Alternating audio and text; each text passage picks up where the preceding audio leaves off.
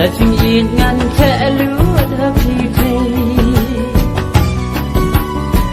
ban klet ya phi đã lấy ngam lạ si sa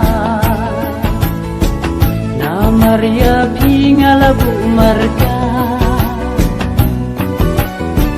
wala na ying jong phi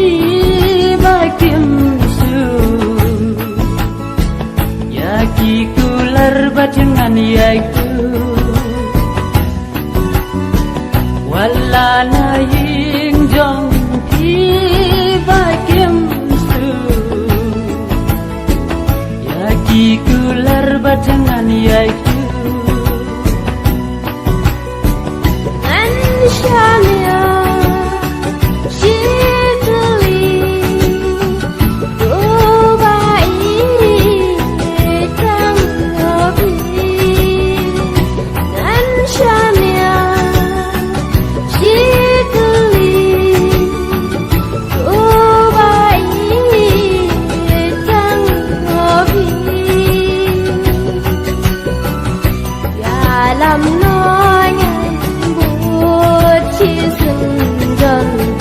lệ nhai nhai cả ba phi mần và làm nói ngăn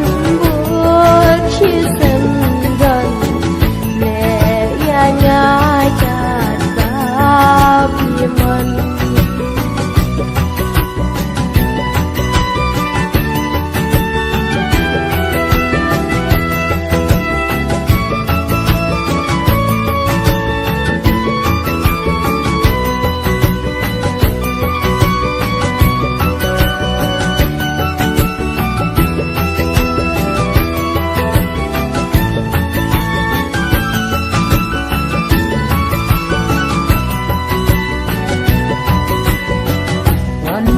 umat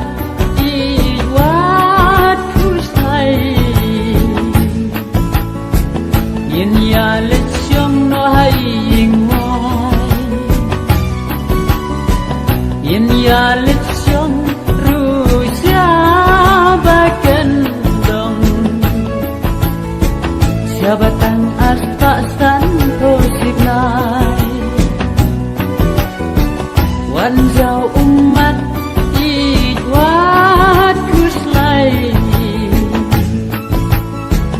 yin ya lechong no hai ying wai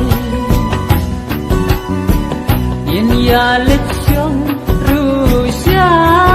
bakan dong jabatan